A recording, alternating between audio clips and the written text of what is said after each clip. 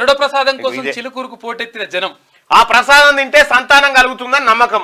2 లక్షల మందికి పైగా రాక 15 కిలోమీటర్ల మేర ట్రాఫిక్ జాము. మధ్యాహ్నం తర్వాత ప్రసాదం పంపిణీ నిలిపివేత. ఆలయ అర్చకులపై మహిళల ఆగ్రహం. ఎండలో కనీస సవలతులు లేక జనం ఇబ్బందులు. చేతులు ఎత్తేసిన ట్రాఫిక్ సిబ్బంది, స్థానిక పోలీసులు. ఇంకాడేమంటారు అనుకున్నావు? మీరు అన్నం తినకుంటనే రావాలి, పరిగడుపుని రావాలంటే పట్టవైటీలే. ఎండకాయ పాపం ఎర్రకెండ.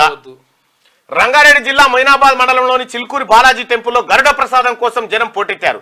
ఆ ప్రసాదం స్వీకరిస్తే సంతానం కలుగుతుందని సోషల్ మీడియాలో పెద్ద ఎత్తున ప్రచారం జరగడంతో మహిళలు భారీగా ఒక సోషల్ మీడియాలోనే కాదు సార్, ఇది social media, science media, Telugu media, అన్ని మీడియాలలో ఉన్నది. ఇది నిన్న జరిగిన కథ.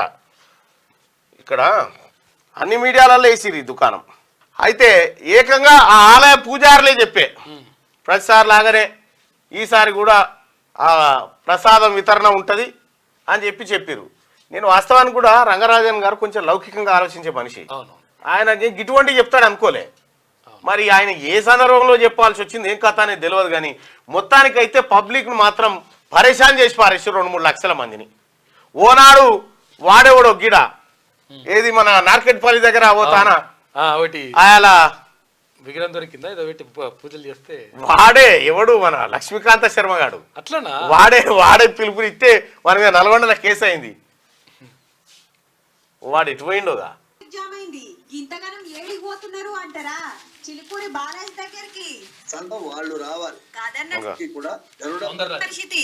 కిలోమీటర్ల కమానం ట్రాఫిక్ జామ్ అయింది. ఇంతగానం ఏడికి పోతున్నారు అంటారా? చిలుకూరి బాలాజీ దగ్గరికి సంతానం లేని ఆడవాళ్ళందరికీ కూడా గరుడ ప్రసాదం, గరుడ ముద్ద అని చెప్పి ఇస్తుంటాము. ఆ రోజు పొద్దున 8 గంటలకల్లా చేరుకోవాలి, ఉపవాసంతో రావాలి. ఎవరికి సంతానం లేదో వాళ్ళు రావాలి కాదన్నట్టు అయిపోయా. ఇక ఇది చెప్పంగానే ఎవరికైనా పిల్లలంటే ప్రీతి ప్రేమ ఉంటుంది. కడుపున పుట్టిన పిల్లలు ఉండాలని ఆశ కొద్ది ఎగవాడరికి వచ్చే ఈ దుకాణం. అది 4 రోజులు పెట్టి ఇచ్చినా ఇచ్చేది నిరంతర ప్రక్రియ కింద ఇయ్యరాయి. మరి అంతే వారం రోజులు ఇచ్చినా గానీ రోజు కొంతమంది వచ్చి తీసుకుంటారు. ఆలయం లోపల కిక్కిరిసిన భక్తులుగా చూడు మోసమారకుంటూ వచ్చిర్రు జనం. అయితే వాస్తవానికి కూడా పిల్లలు కాని వాళ్ళకి ఇంతమంది ఉన్నారా? ఉండొచ్చు, ఉంటారు.